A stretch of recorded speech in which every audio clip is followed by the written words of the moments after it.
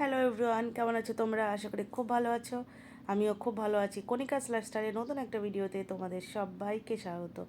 তো চলো, এই যে আজকে একটা একদম রান্না থেকে ব্লগটা শুরু করছি। আর 2-4 দিন হলো ব্লগ দেওয়া হয়নি, যেহেতু একটু টায়ার্ড ছিলাম আর একটু ব্যস্ত ছিলাম সেজন্য। তবে দেখো, এই যে ভাতটা হয়ে গেছে। আর আজকে ডিম করব। আর একটু ট্যাংরা মাছ দেখতে পেলে, ওটা ফ্রিজে ছিল অনেক দিন আগে, মানে এনেছিলাম 2-1 দিন হলো।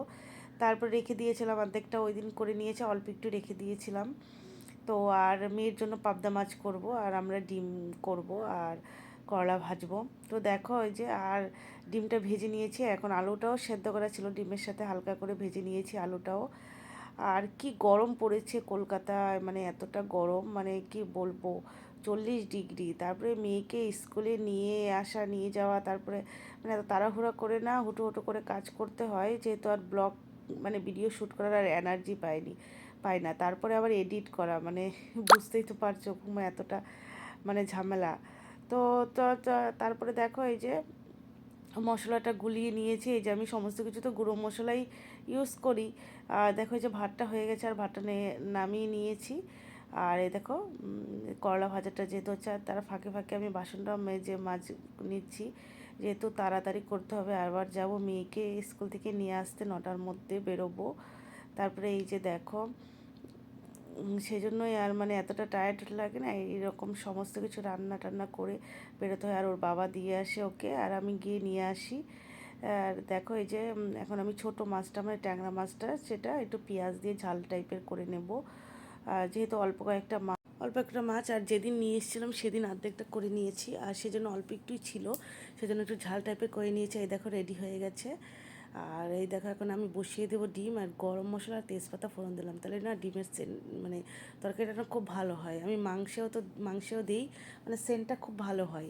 তারপরে দেখো, পেঁয়াজটা হালকা করে লাল লাল করে ভেজে নিয়েছি। তারপরে দেখো, টমেটো দিয়ে নিয়েছি লাল লাল করে ভেজে। তারপর দেখে যে গুঁড়ো মশলাটা যেটা রেখেছি সেটা এখন দিয়ে দেবো। মানে কি বলবো, তোমাদের সাথে ভয়েস মানে ওভার দিচ্ছি তো, আর মানে এতটা ঘুম পাচ্ছে, মানে কি বলবো, মানে মনে হচ্ছে এখনই ঘুমিয়ে পড়ি। হয়তো ভয়েসটা দেখে মানে শুনে তোমরা বুঝতেই পারছো হয়তো খুবই টায়ার্ড আমি। তো এই দেখো, এসে ঝোলটা দিয়ে দেবো, যে কষা হয়ে গেল মশলাটা দেওয়ার পরে। তারপরে এখন আমি একটু হালকা গরম জল সাইডে আমি করে রেখেছি, সেই গরম জলটাই আমি দিয়ে দেবো, তাহলে একটু তাড়াতাড়ি ভালো করে, আলুটা সেদ্ধ ছিল তাও আমি দেখো গরম জলটা পাশে বসিয়েছিলাম, সেই গরম জলটা দিয়ে দিয়েছি। আর একটু হালকা হালকা ঝোল দেবো, যেহেতু ডাল করিনি। অনেক সময় আমি কষা কষা করি, আজকে যেহেতু ডাল হয়নি তাই জন্য একটু ঝোল দিলাম।